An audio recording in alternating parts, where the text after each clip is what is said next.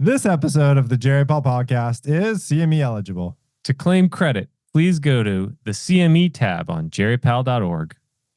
Welcome to the GeriPal Podcast. This is Eric Wadera. This is Alex Smith. And Alex, today we're going to be talking about individualizing blood pressure in older adults. Who do we have on the show with us? We are delighted to welcome Mitra Jamshidian, who is a nephrologist and researcher at UCSF and San Francisco General Hospital. Mitra, welcome to the GeriPal Podcast. Hi. Thanks for inviting me. We're delighted to welcome Simon Ascher, who's a hospitalist researcher at UC Davis. Simon, welcome to the GeriPal Podcast. Thanks for having me. And we're delighted to welcome back Mark Supiano, who's a geriatrician researcher at the University of Utah. I looked it up, Mark. Has it been this long? Did we last have you on in 2017? Holy smokes. How low should we go with blood pressure? Wow. I'm delighted to be back. Yes, that was right after the sprint study results were published, as I recall. It's so great to have you back, and it's been too long. So glad to have you with us, Mark. Happy to be here. Thanks for the invitation. So we got a lot to talk about. We're going to take a deep dive in blood pressure in older adults. But before we do, Simon, do you have the song request for Alex? Yeah. I was thinking about Frank Sinatra's My Way. Why are you choosing Fake Sinatra My Way? I mean, first, I'm just excited to hear Alex play it, but I don't think he's ever done a Frank Sinatra song before. Oh. This is a first. He's a crooner at heart, so we'll see. 50 songs, and this is a first. All right. Well, now I'm especially looking forward to it. But I also think that Sinatra reflecting on how he lived his life his way, making its own choices, fits with this topic of personalized blood pressure goals and allowing patients to express what matters most to them. Great. Here's a little bit. I'll do the intro here, and then at the end, I might go for it, bite off more than I can chew. We'll see. And now the end is near, and so I face the final curtain. My friend, I'll say it clear, I'll state my case, of which I'm certain. I've lived a life that's full. I've traveled each and every highway and more, much more than this. I did it my way. That was great, Alex. Thank you, Simon. I've wanted to learn that song for a long time. Thank you so much. Thank you. Oh, thank you. Now I can avoid my blood pressure medicine. That really brought me down 10 points. So I was actually just listening to an AGS talk by Jeff Williamson, and the thing that struck me was he was talking about when he was in training, how they defined blood pressure. It was, I believe it was like 90 or 100 plus your age. I actually forget the first number, but it was like if you were 70 years old, the normal blood pressure was like 170. I wonder, it sounds like we've progressed since those times. How are we defining high blood pressure nowadays? I'm going to take a big step back before we talk about individualizing blood pressure. Let's talk about what is hypertension. I mean, I think every organization defines it differently. So like the WHO defines it as 140/90, but as a nephrologist, I follow KDIGO guidelines, which say that a patient who has CKD who's not on dialysis has high blood pressure if that blood pressure is above 120. 120. They have hypertension at 120. Any other thoughts? So lots. So back in 2017, when I joined you to talk about the sprint results, the American Heart Association guidelines had just been published, which lowered the threshold. Previously had been 140 down to 130. So the AHA current guideline is at 130. My understanding is that guideline is being revised this year, and we expect to see a new guideline published sometime later this year. So it has been a moving target, but it is based on evidence, and some of the evidence we'll dive into today. Well, was that the guideline where there was like pre-hypertension, which was like 120 to 129, and then like was the stage 1 was 130 to 139? Am I remembering that correctly? Anybody remember? Actually, it was slight modification. It was actually the prior version because there was in the 2017 version there are no stages anymore. It's simple. Oh, 130 or higher. Basically. 130 or higher. How do we all feel about that? Right? Because this is a risk factor. Everybody with a blood pressure of 130. What was because we're going to be talking about sprint. What was the blood pressure to get enrolled in sprint? Was down to 120. Maybe that guideline wasn't low enough. I'll throw that out there. How were you eligible for sprint? Did you have to have a blood pressure greater than 130 or 140? History of hypertension, and 140 was the average starting for people in sprint. Okay. Yes. Go ahead, Simon. I would just say I do think this is interesting to think about how a very common chronic condition, how the definition has changed over time and seems to be guided by what the next trial compares standard of care to. And even now with Sprint out and a few more recent trials since then, I think if I'd have to look this up, but if you say look at an older adult who's 70 years old and scan across the guidelines, I imagine we might find 3 or 4 different definitions of hypertension and what their blood pressure goal should be. We recently published a podcast that was kind of a hype up for the AGS plenary session that Eric and Ken Kavinsky and I do. We just did last week in Chicago. And one of my favorite songs, we kind of went through like favorite songs from prior years, parody songs. And one of my favorites was Let It Go, about treating inpatient blood pressure to outpatient blood pressure guidelines. And the last line of that was, hypertension never bothered her anyway. And so I guess, I don't know if we want to go down this rabbit hole, but is hypertension a disease or is it a pre-disease? Or just a risk factor. Right. For a disease. What is it? Any opinions about that? Nobody wants to take this that. is philosophy class. I was about to say I can live grenade. Wax poetically. I can get philosophical, It's a mark. I would posit, Alex, that it's a marker of underlying disease. So it's a manifestation of a vascular aging phenomenon related to arterial stiffness.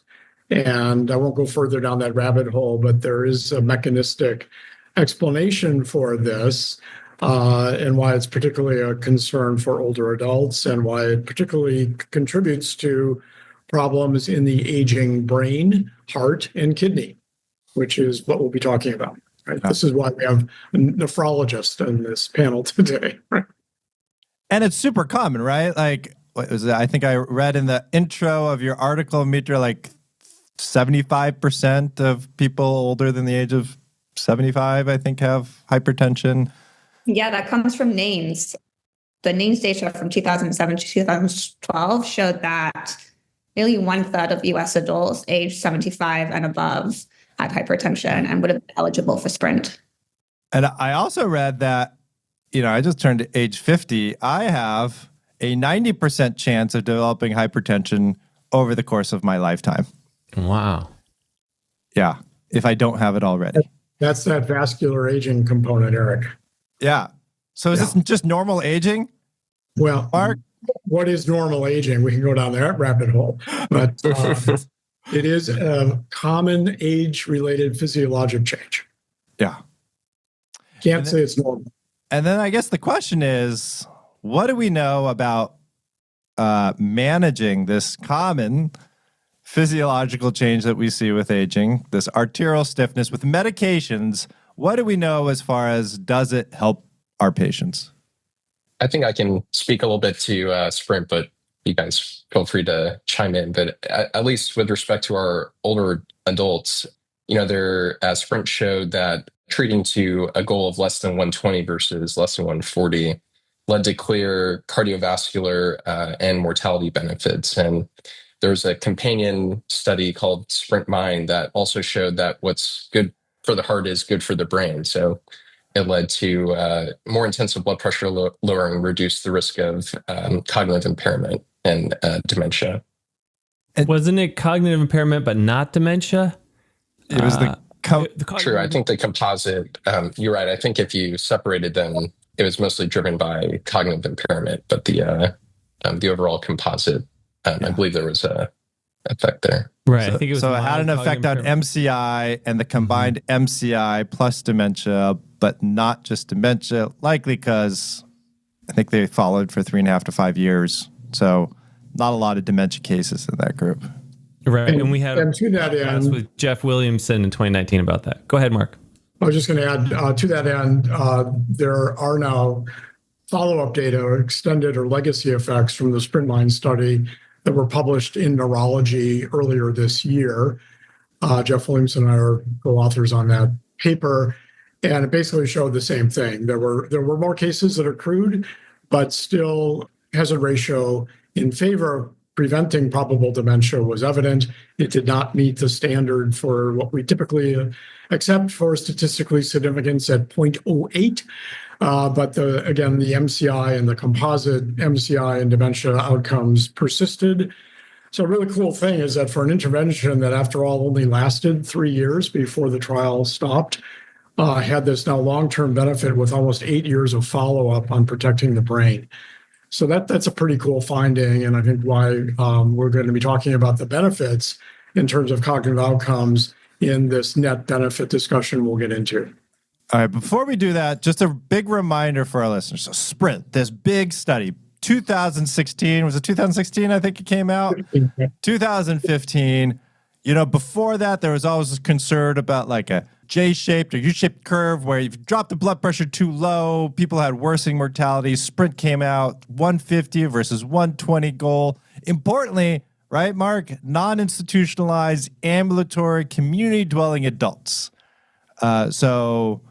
They looked like the patients that we were seeing out there in community, but they were not nursing home patients. There were some significant exclusions too.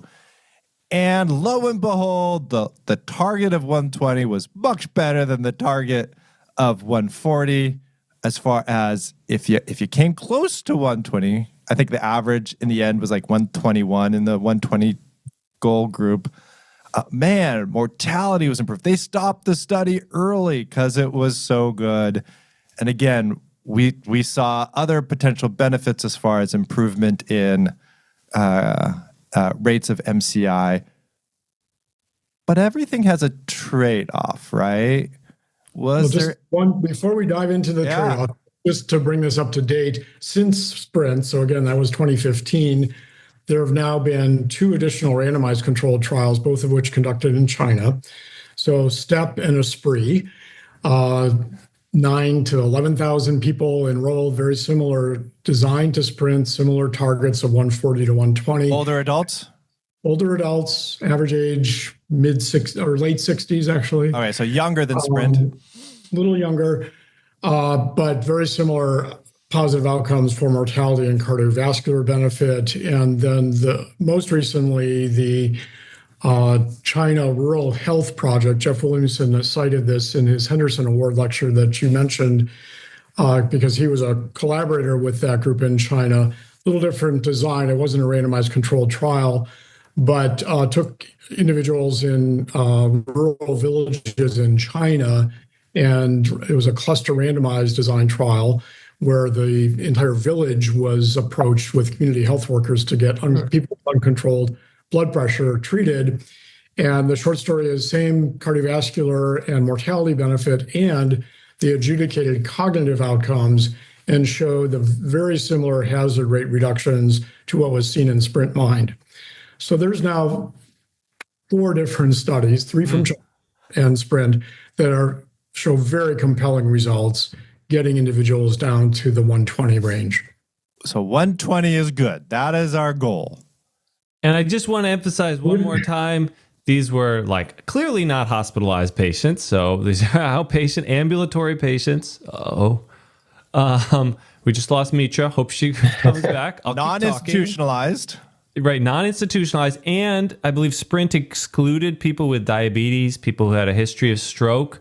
So when we did our Geriatrics Journal Club about this, I remember Lauren Hunt commenting that this doesn't sound like typical geriatrics patients where it's like the frailest frail, the oldest old, the sickest sick. Like maybe it's a subset. These are primarily patients who might be seen in like family practice, internal medicine clinics, the sort of generally well older adults. Is that a fair characterization, Mark? I think that's fair. You do not want to overgeneralize the results, for sure. Yeah. Okay. Trade-off. Simon, was there any trade-off? Were there any harms from targeting 120 versus 140 in the sprint trial?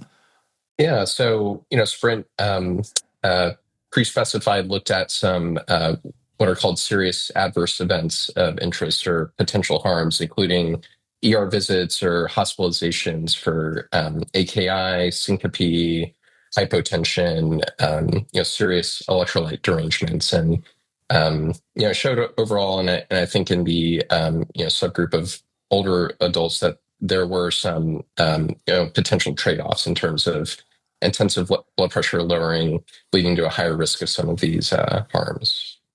I could tell our nephrologist left because she was worried we're going to be talking about AKI. That seems like a bad thing, right? People developing AKI. Yeah. My sense of the data, feel free to chime in, Mark, but I think Sprint investigators looked into the AKI events, and it turns out that I think the vast majority of them were classified as being mild or stage 1, and most patients had returned to pretty close to their baseline creatinine after the index ER visit or hospitalization. So these weren't AKI events leading to dialysis or massive CKD progression.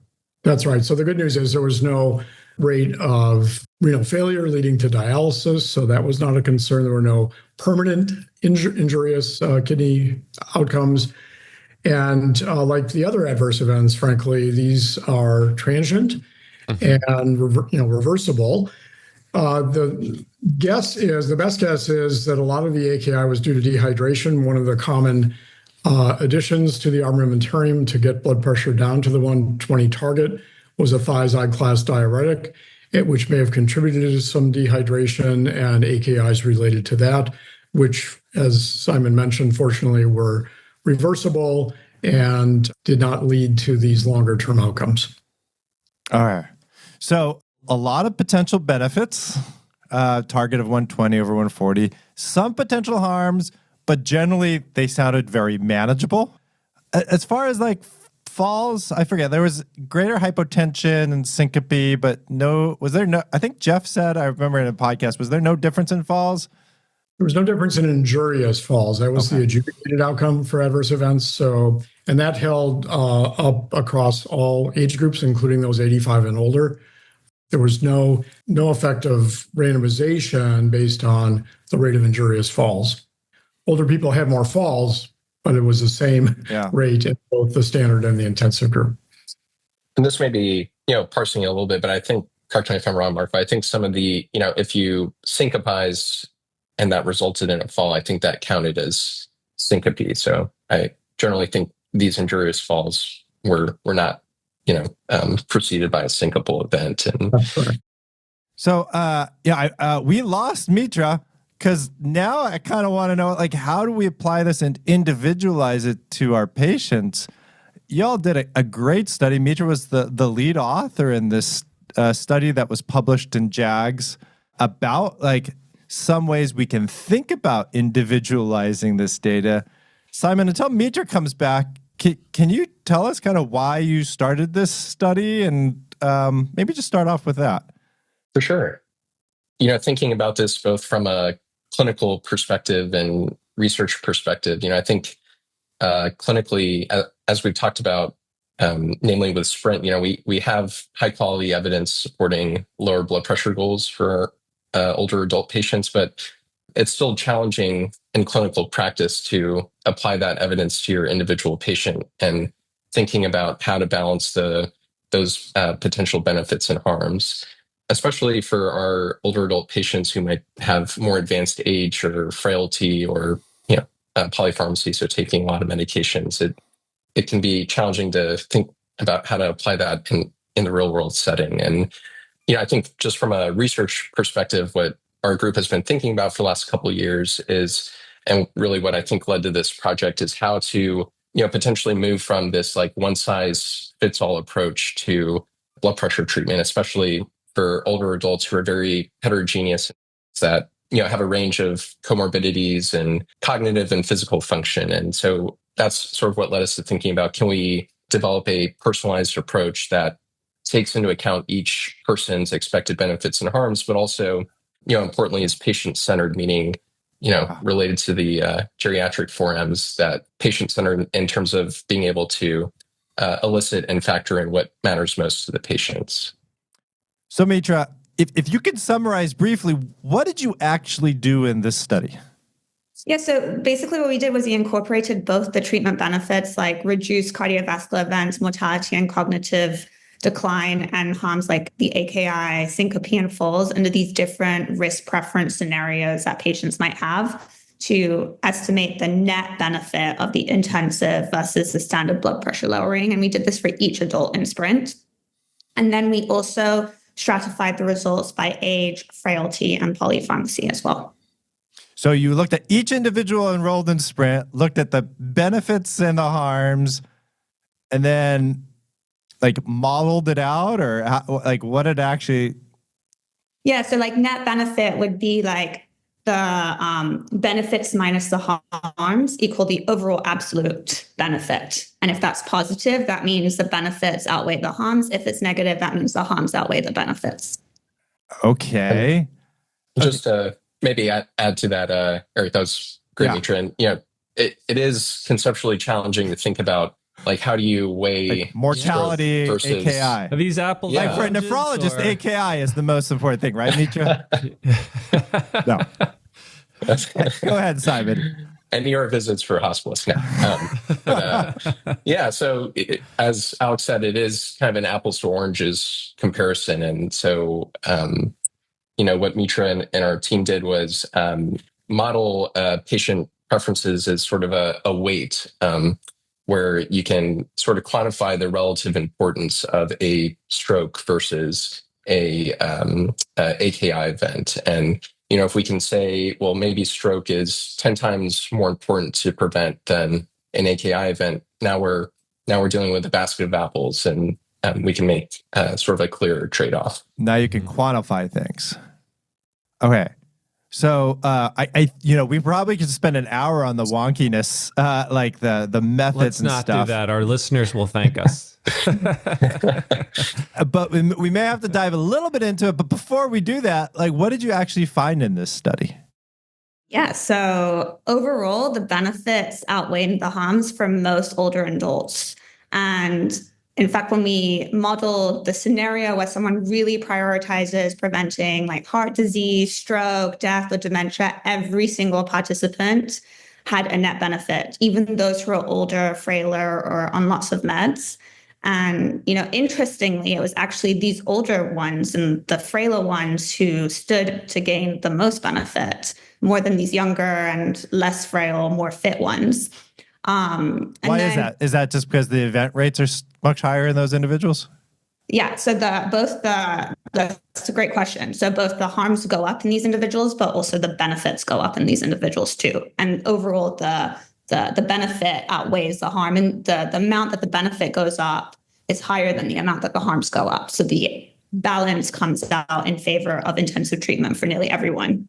That's great, Mitra. That was a very clear explanation. And my question is back to that, like, how frail, because when you're saying like the older, the frailer, I'm thinking again back to that comment from our journal club that there were a lot of exclusions here.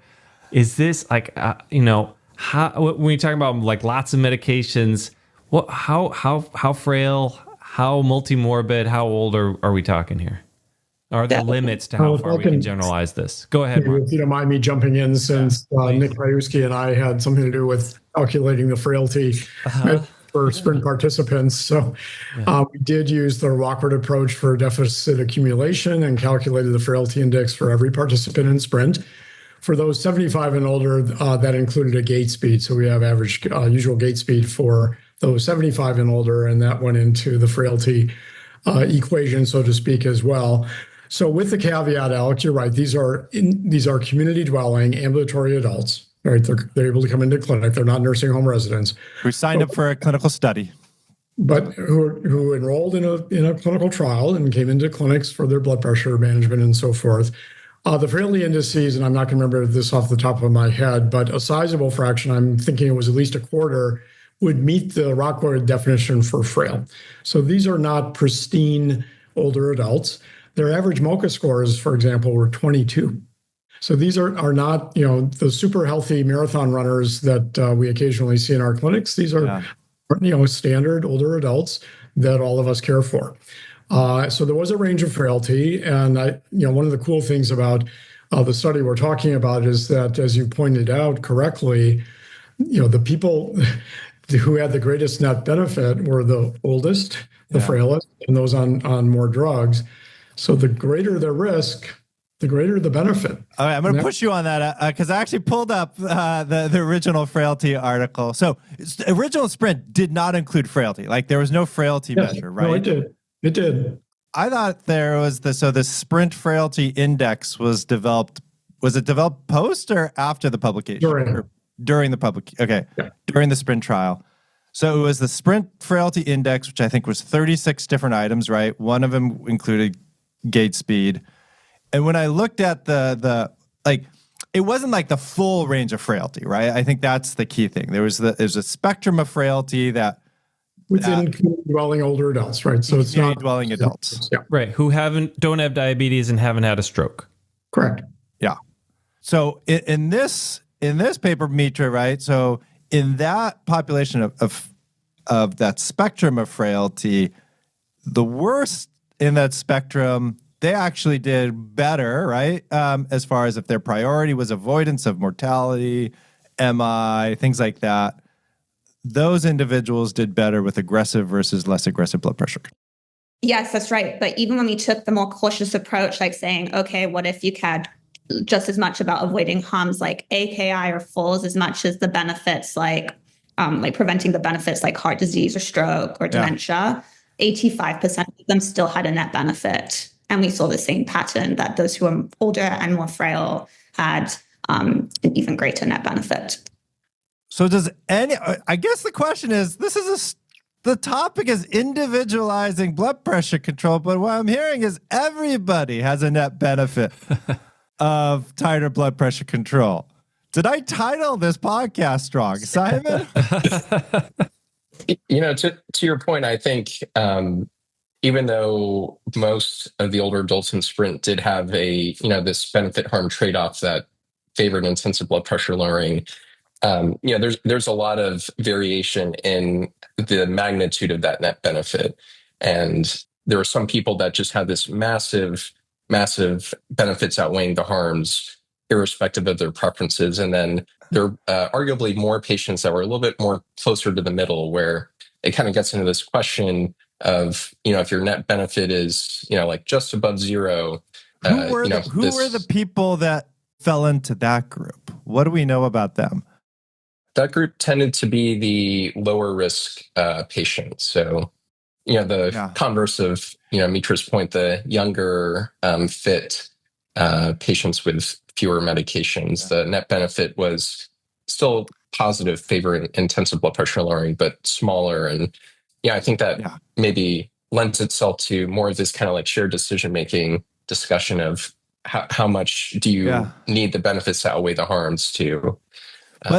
But is it shared decision? Because I feel like, Sprint was called off early, right? It was stopped early because you were seeing this mortality benefit. How much is it in that younger patient group? There just wasn't time to see the benefit. You needed to follow these people like 10 years to see a net benefit. And that net benefit may be huge. Yeah, that's really true. Yeah. A great point thinking about, lifetime cardiovascular risk. And, if your 55-year-old patient's going to be treated for 20 years, how much of a risk reduction are you going to get from there? So I think that was one of the limitations of this study, is that this is, looking at events during the average 3.5 year follow-up period. So with that being said, I think it also is important to emphasize that we've commented already about what matters most, right? This net benefit that should matter most to our patients. But the other point is that the outcomes that we're talking about, the benefits, are just not the traditional kind of cardiovascular prevent a heart attack outcome. Yeah. People don't care about heart attacks anymore, right? You go into the hospital, you get a stent, you go home the next day. No big deal. But the outcomes that matter most to our patients are developing dementia or cognitive impairment, having a stroke, developing heart failure, right? These are all outcomes that impact older adults' functional and cognitive status. Yeah. So what I'm excited about in terms of how we're looking at this in terms of net benefit, it's not from some esoteric benefit that no one cares about. Older people care about preventing these outcomes.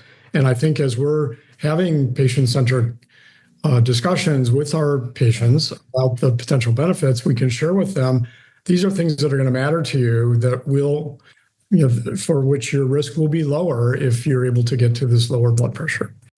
So I guess hearing that, Mark, when you saw this study, did it change anything that you do? Or is it just how you communicate that with patients? Are you saying, maybe for this group, maybe I should individualize my approach more? Well, good question. And prior to this paper's publication, when I give this grand rounds presentation, I group it into the 4 M's. And under the what matters most category, I would do a little hand waving about, this patient-centered approach. Yeah. Now we have this study with some real compelling evidence from the modeling that they have done to show that most everyone does have a net benefit. And again, that it's older individuals who may benefit the most. Back to Jeff Williamson and his really fantastic Henderson Award presentation, he spoke about the compression of morbidity. James Free's article from 1980, I think it was. I pulled it out again. It had been so long since I read it. But this is the compression of morbidity. This is a benefit that's going to prevent those devastating events that are going to impact the quality of life for older adults as they age. So in terms of their health span improving, this is health span reduction or health span extension rather in play, as Jeff pointed out during his presentation. Mitra, does that sound kind of how you want people to use it for? Kind of, it sounds like what I'm hearing from this study is most people benefit from who would have been included in the SPRINT trial and these other trials benefit from intensive blood pressure control. Yeah, so most people benefit, why this is important, and how you can use it. I mean, you for the SHAD decision-making component, you want to ask, what are you hoping to get out of treatment? What worries you? For some patients, maybe that family member had a stroke, a really bad stroke. And so preventing a stroke to them is something that's most paramount. Whereas for someone else, they may not want to fall, they may not want to break a bone. So you could kind of understand their priorities and then explain the risks and benefits. And then if the next step is really what Simon's working on next, is building some sort of calculator that's what we wish that you could input these numbers. So you give that values a weight, and then that calculator could compute a net benefit, and you could tell your patient. So, I like it.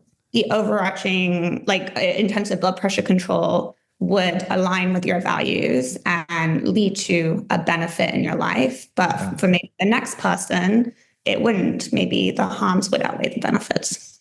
Oh, I love that idea. The prognosis in us likes that idea. This is great. Inspired by you guys. This is great.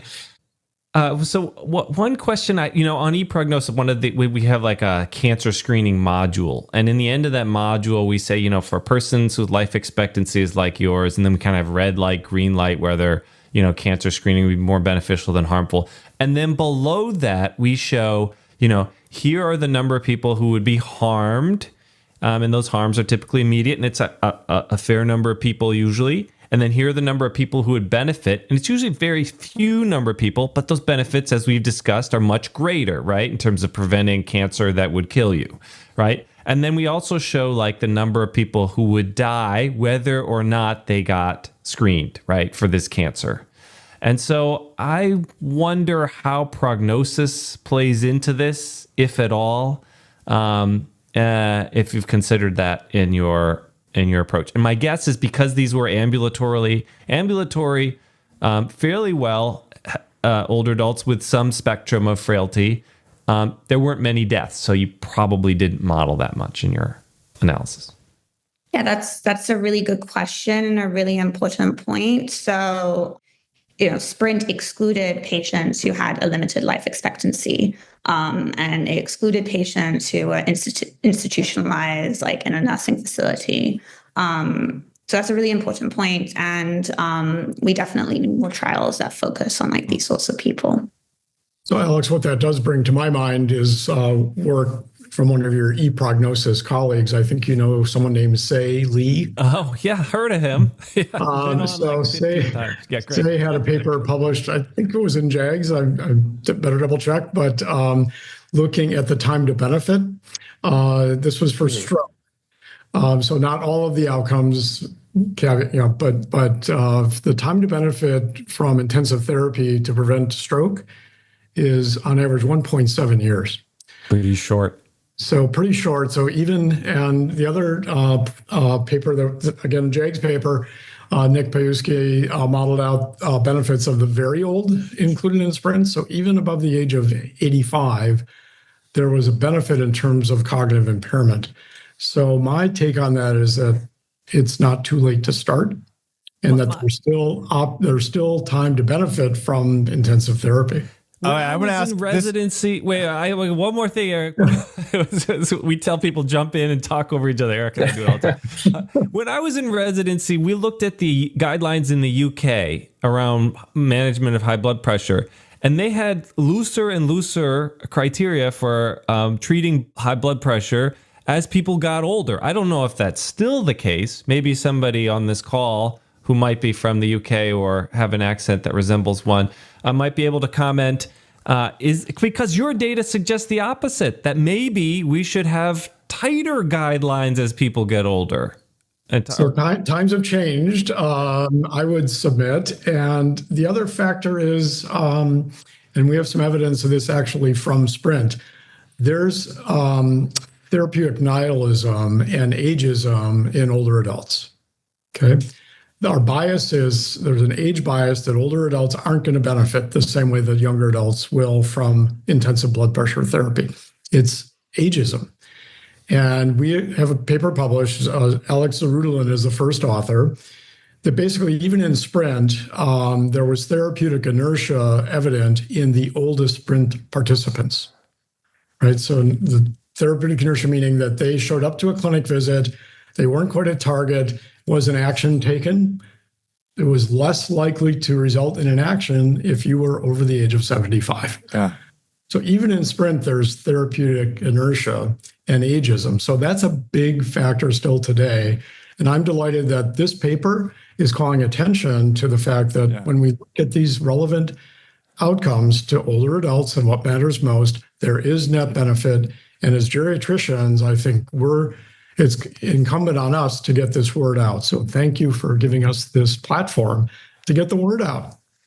Yeah, I would agree with that. I think clinicians shouldn't just automatically shy away from a systolic blood pressure target of 120 just because the patient is older and frail. And this study kind of shows that most of them may actually have a net benefit. Okay. Well, go ahead, Simon.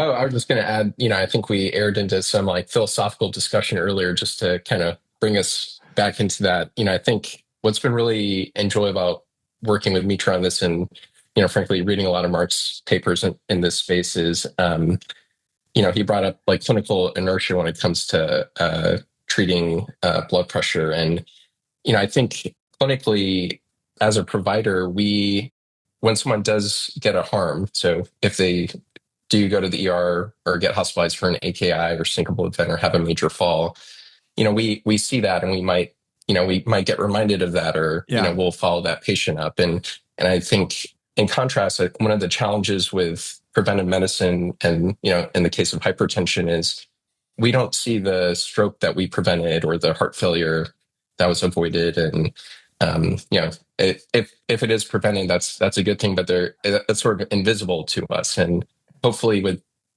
these kinds of tools where the benefits and harms are laid out more explicitly, those unseen benefits become more readily visible. Any thoughts on what we should do for people who are living in nursing homes? Like, how would you think about them given what you know from this study, from Sprint, from all these other studies? Is this ageism not treating them there? It's like, should we be targeting lower blood pressure, or we just don't know? We still don't have the data. Is it ageism just because they're not included in these studies? It's a data desert, in my opinion, Eric. I know that we've had some submissions to JAGS trying to address this. Like many things, it's a challenge to study blood pressure regulation in nursing home settings. Measurements a concern. Lots of other contributors. So we need data to really guide that decision. We shouldn't be excluding nursing home residents from potential benefits, but I think we're also very concerned, appropriately so, about potential harms. Yeah. And until we have the data, I think it's going to be a real challenge. Mm-hmm. So trying our best to individual. Go ahead, Simon. Oh, just sorry. I was totally agree with Mark. And if I could just add one point to the data piece, I think it's also been humbling sort of learning from Sprint and thinking about how it fits in the context of the literature is, sort of the challenges of studying hypertension control in the observational sort of retrospective setting, and all the potential confounders that might drive people with lower blood pressure, to different outcomes. In the case of, I think, Eric, you had mentioned like the J-curve relationship of there's a concern of like a lower diastolic blood pressure. If you treat them intensively, there's observationally that strong association with adverse cardiovascular outcomes. But in Sprint, when you sort of eliminate the confounding with randomization, you actually see that those with a low diastolic blood pressure have the same thing. So I think hopefully there are trials in the future in the nursing home setting to really sort that out. My last question to all three of you. I'm going to go back to the title of this talk: Individualizing Blood Pressure Management in Older Adults. I'm going to question my title again to each one of you. Like, should we be individualizing blood pressure control, what our target is for older adults? Or do we have enough data to say that, you know what, if you're younger, we're not seeing a huge net benefit because, Sprint ended early. Like, you need more time to accumulate those events. Like, we should be aiming for less than 120. If you're older, the net benefit in the course of 3.5 years is even better for you. So you should be less than 120. Should we be individualizing, or should everybody should be targeted to less than 120? Simon, what are your thoughts? Yeah, I'll throw my hat in favor of individualizing, mainly, from the perspective of thinking about how much benefit there is and how much is the trade-off in the gap between the two. And you may have one patient who you may want to more aggressively treat based on sort of the magnitude of the trade-offs as opposed to another patient. So even though most people may be on the side of treating, it's kind of a question of how aggressively do you go about it? Mitra? Yeah, I mean, I agree. I think that we could still individualize. I think this study shows us that those who really prioritize, like when we looked at everyone above age 65, those who really prioritize preventing heart disease, stroke, or dementia, death over AKI and falls, those people all benefited. But then those who were more interested, cared about avoiding them all equally, 85% of them benefited. So like 15% did not have a net benefit. So, I mean, I think that using that, we should still individualize. But most people would benefit if they prioritize preventing heart disease, stroke, and dementia. Mark, final words. Well, my pragmatic approach from a geriatrician's perspective is that the majority of older adults are going to benefit from a target of 130. Those at greater risk. So yes, we should individualize based on risk factors. So those at greater risk for cardiovascular disease and or cognitive impairment are the ones who are likely to benefit from that individualized approach to getting down to 120 if they can manage that. So that's where I would see the individualization happening, is weighing that those at greater risk are going to derive greater benefit from the lower target. Wonderful. I love all of it. I want to thank you all. It sounds like we're all going to do it my way. which is the title, Individualizing Blood Pressure Control. Alex, do you want to take us away with Little Frank Sinatra? Yes, there were times, I'm sure you knew, when I bit off more than I could chew. But through it all, when there was doubt, I ate it up and spit it out. I faced it all and I stood tall. I did it my